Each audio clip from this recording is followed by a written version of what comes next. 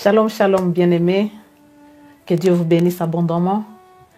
Je glorifie le Seigneur aujourd'hui pour cette opportunité qu'il nous donne encore de nous rencontrer, comme c'était promis le mois passé. Gloire à Jésus-Christ pour le souffle de vie qu'il nous donne. Que Dieu soit glorifié parce que tu es en vie et moi je suis en vie. Mais tout cela, c'est par sa grâce.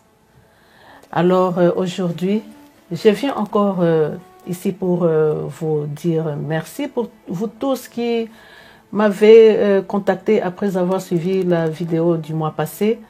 Merci pour vos encouragements. Merci pour ceux qui ont donné des requêtes. Que Dieu vous bénisse. Et moi, je glorifie le Seigneur. Que le Seigneur Jésus-Christ vous bénisse. Que le Seigneur Jésus-Christ vous fasse du bien. Que le Seigneur Jésus-Christ vous donne la paix, la joie que le monde ne peut pas donner. Alors, aujourd'hui, je dis merci au Seigneur Jésus pour cette parole que nous allons encore partager ensemble. Alors, sans plus tarder, nous allons passer à un autre passage de la Bible. Par la grâce de Dieu, nous allons lire dans Jean 4, à partir du verset 5 jusqu'au verset 15. Et nous avons aussi dit que on n'a pas besoin d'avoir des bagages intellectuels pour servir le Seigneur Jésus. Amen. Alors aujourd'hui, par la grâce de Dieu, nous voyons cette femme samaritaine. En effet, cette femme, c'était une femme qui n'avait pas vraiment une bonne réputation.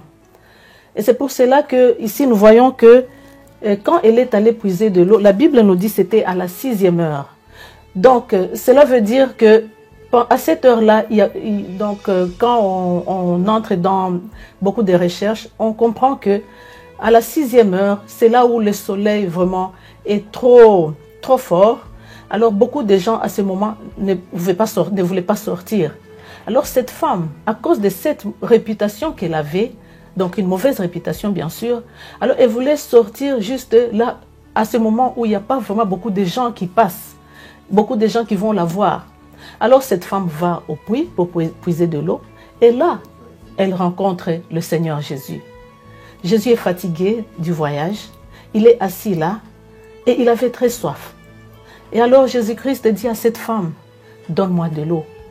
Et cette femme qui lui dit, mais comment toi qui es juif, tu peux me demander à moi, une Samaritaine, de te donner de l'eau? Bien-aimé, ce passage vraiment nous montre que Jésus, il ne fait pas de différence. Jésus, il ne peut pas regarder que ceux seulement qui sont bons. Il est venu pour les pécheurs. Alors là, Jésus est en train de faire cela afin d'attirer l'attention de cette femme, afin d'attirer cette femme, ce cœur à lui. Bien-aimé, quelle bonté du Seigneur Jésus-Christ. Alors la femme qui continue à discuter avec le Seigneur.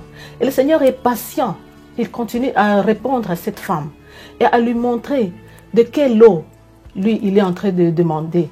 Donc, la femme lui dit, moi, je n'ai pas quelque chose à te donner. Donc, tu n'as pas quelque chose avec lequel je peux puiser de l'eau pour te le donner. Alors, le Seigneur lui dit, si tu savais qui est celui qui est en train de te demander de l'eau, c'est toi qui lui aurais demandé de l'eau. Bien-aimé, tu vois, la femme ne connaît pas Jésus. C'est comme ça peut-être que toi aussi, tu ne connais pas encore le Seigneur Jésus. Mais il vient, il te dit, il s'approche à toi, il te demande cette eau afin d'attirer ton attention à lui. Lui, il donne l'eau de vie. Lorsque tu bois de l'eau que lui, il donne, tu n'auras plus encore soif. Cette eau que cette femme, tu vois, vers la fin, cette femme dit, Seigneur, donne-moi de cette eau-là, afin que je ne puisse plus venir puiser. Donc, cette femme, elle demande de l'eau afin qu'elle ne puisse plus encore venir puiser. Donc, elle ne comprend pas encore quelle est cette eau que Jésus veut lui donner. Bien-aimé, ici, ce passage nous montre que Jésus est là, il vient nous donner de l'eau de vie. Ce n'est pas des choses de ce monde, ce n'est pas les choses de cette terre, parce que ça, on aura toujours soif de ça. Mais les choses célestes, les choses qui nous donnent la paix, les choses qui nous donnent de comprendre la parole de Dieu, de comprendre ce que c'est Dieu, de comprendre sa divinité, sa bonté éternelle. Bien-aimé, encore une fois, je viens te dire, reçois Jésus. Tu n'auras plus soif de ces choses de ce monde, parce que ce sont des choses qui vont passer. Mais quand tu vas le recevoir, tu seras désaltéré, tu n'auras plus soif, et tu auras la vie éternelle, la parole de Dieu, et tu seras toujours joyeuse ou joyeux. Tu auras la paix que ce monde ne peut pas donner, bien-aimé. Essaie seulement de recevoir Jésus dans ta vie, et tu vas le voir. Oui, bien-aimés, alors que Dieu vous bénisse, que Dieu vous fasse du bien, que l'Esprit de Dieu puisse convaincre ton cœur afin que tu puisses les recevoir. Eh bien, c'était la servante de l'Éternel, moi-même, Coco Clotilde Rubagoumia. Alors, rendez-vous le mois prochain, au mois de mars, au début du mois, pour un autre message. Que Dieu vous bénisse. Je vous aime de l'amour du Christ.